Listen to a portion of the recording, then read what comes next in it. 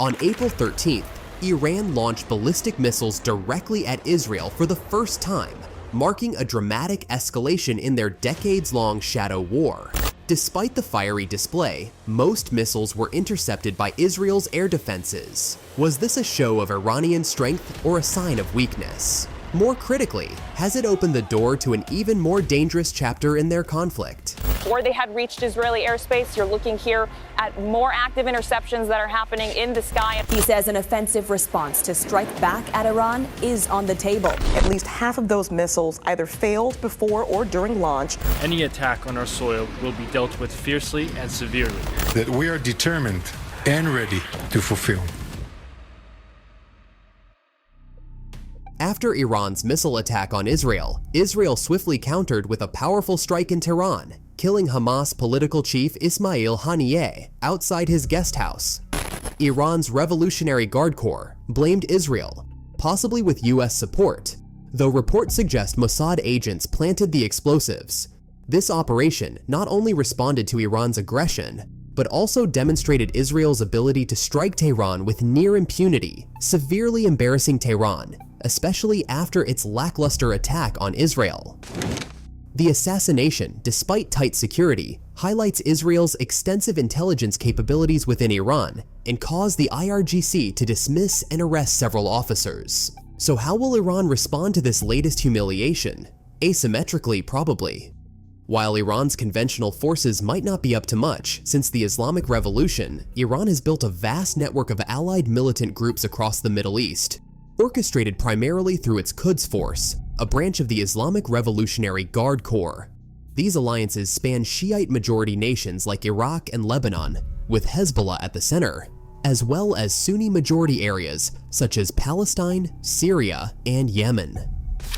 Iran provides training, weaponry, and financial support to these groups to advance its regional objectives. Hezbollah, a Lebanese political party and militant group, is the star player in Iran's proxy roster, bridging sectarian divides and strengthening Iran's foothold in regional conflicts, particularly in supporting Bashar al-Assad's regime in Syria. Iran leverages this network to challenge the US and Israeli presence in the region while establishing regional hegemony, aiming to create a united axis of resistance against Israel. Tehran-backed factions, including Hamas and Hezbollah, regularly launch attacks against Israel, with Tehran supporting them in their shared opposition to the Jewish state's existence. Moreover, Iranian-backed Houthi rebels, another tough battle-hardened militia group in Yemen, have also targeted Israeli-linked assets and even launched rockets into Israel. Iran uses proxies to pursue its goals while avoiding direct retaliation, especially from the US. This approach allows Iran to engage in conflict without direct blame, though it risks broader escalation. Israel's bold strikes, often targeting senior Hezbollah officers, have pressured Iran and Hezbollah to respond. As tensions rise, Iran is likely to continue leveraging its proxy network, particularly Hezbollah, to strike back at Israel indirectly, as seen in recent rocket attacks on Israeli positions in the Golan Heights. Even better for Iran would be drawing Israel into a larger conflict on Lebanese soil, allowing Iran to keep the pressure on Israel without directly engaging. However, any major move by Hezbollah could trigger a massive Israeli response, with Israel refusing to distinguish between Iran and its proxies and hitting back against Iran directly. For Iran, the challenge is balancing the need to save face while steering clear of US firepower. Despite threats to return Lebanon to the Stone Age by Israeli Defense Minister Yoav Gallant, any Israeli incursion into Lebanon wouldn't be easy. The 2006 Israel-Hezbollah War, also known as the Second Lebanon War, was a 34-day military conflict between Israel and the Lebanese militant group Hezbollah. The war began after Hezbollah fighters launched a cross-border raid, killing several Israeli soldiers and capturing 2 others. Israel responded with widespread airstrikes and a ground invasion aimed at crippling Hezbollah's military capabilities. Despite Israel's superior firepower, Hezbollah's guerrilla tactics, extensive use of rockets, and well-prepared defenses inflicted significant casualties on the Israeli military. Hezbollah launched over 4,000 rockets into northern Israel, causing widespread damage and forcing a large portion of Israel's population to seek shelter. Although Israel achieved some tactical victories, such as destroying parts of Hezbollah's infrastructure, the war is often viewed as a bloody nose for Israel. The war ended with a UN-brokered ceasefire, but Hezbollah emerged politically strengthened in Lebanon, and Israel faced criticism domestically for its handling of the conflict. A new war in Lebanon could be even harder, as Hezbollah has further strengthened its capabilities. Hezbollah's tunnel network in southern Lebanon is extensive and sophisticated, designed to facilitate the movement and concealment of its elite forces, particularly the Radwan force. These tunnels, designed by North Korea, are intended to allow Hezbollah fighters to infiltrate Israeli territory, capture military posts, and attack civilian communities while avoiding detection. The network is vast, connecting strategic locations across Lebanon, including Beirut and the Bekaa Valley, and features command centers, weapon storage, and missile launch sites. Iran could use them to supply Hezbollah overland through Iraq and Syria to strike Israel directly. So, any Israeli invasion of Lebanon could risk becoming Tel Aviv's Vietnam. But is Iran's proxy network a giant with feet of clay?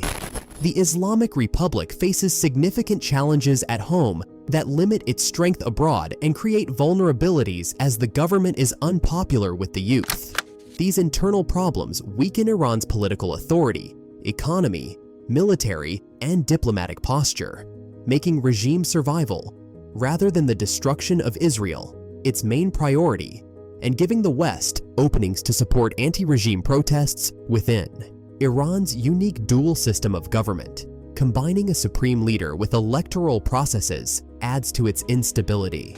Supreme Leader Ali Khamenei's weak religious credentials and advanced age raise concerns about succession, which could lead to infighting among the elite. Economically, Iran struggles with corruption, mismanagement, and a dependence on the Islamic Revolutionary Guard Corps, which stifles competition and reform. The military, while active through proxies, lacks conventional strength and modern equipment, making Iran vulnerable to conventional military pressure. Iran's diplomatic efforts are also hampered by its sectarian identity, which limits its soft power in the largely Sunni Muslim world.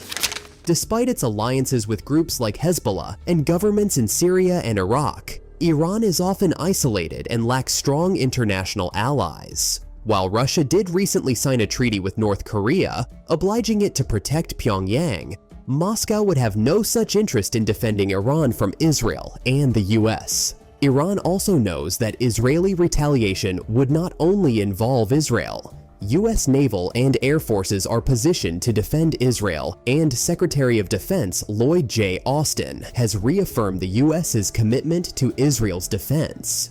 The region now has 2 US carrier strike groups, F-22 Raptors, and the missile submarine USS Georgia deployed as part of this effort. Such firepower would devastate Iran, crippling its energy systems and hydrocarbon exporting infrastructure. Iran, though far from its peak in the 1970s, remains a significant oil producer, exporting about 1 million barrels of oil per day. This oil revenue is the primary source of hard currency that funds everything from maintaining social stability at home to financing rocket attacks against US military targets in the region. However, Iran's oil exports are highly vulnerable as they all pass through a single critical point: Karg Island, located on the northeast shore of the Persian Gulf. The US could easily target and destroy the loading facilities, storage tanks, and pumping stations on Karg Island with just a few sorties, likely within an hour, given Iran's weak missile and air defenses. So the odds are stacked against Tehran, but one major wildcard is Iran's ability to produce nuclear weapons, which could level the field. As the 2015 nuclear deal revealed, Iran has significantly expanded its nuclear program, bringing it closer to the ability to produce a nuclear bomb, though it denies such intentions.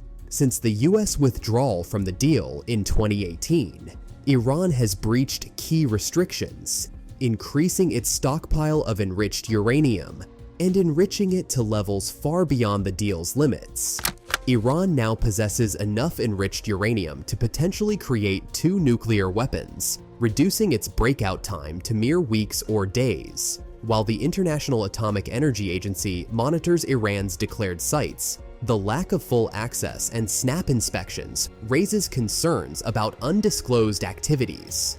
Despite Iran's denials, recent statements from Iranian officials about their nuclear knowledge have only heightened international concerns. However, while also denied, most experts believe that Israel does have nukes, so any nuclear attack on Israel would be met with nuclear strikes on Iran by both the US and Israel. So why does Iran refrain from striking back against Israel? It's the overwhelming US military presence in the region, its own internal vulnerabilities, and a lack of strong allies. With US carrier strike groups, advanced fighter jets, and missile submarines positioned nearby, any Iranian aggression could trigger a swift and powerful response. Iran's unstable political system, marked by frequent protests and economic struggles, makes it risky to engage in a conflict that could further destabilize the country. Additionally, Iran's limited international support would leave it isolated in such a confrontation, further deterring drastic actions against Israel.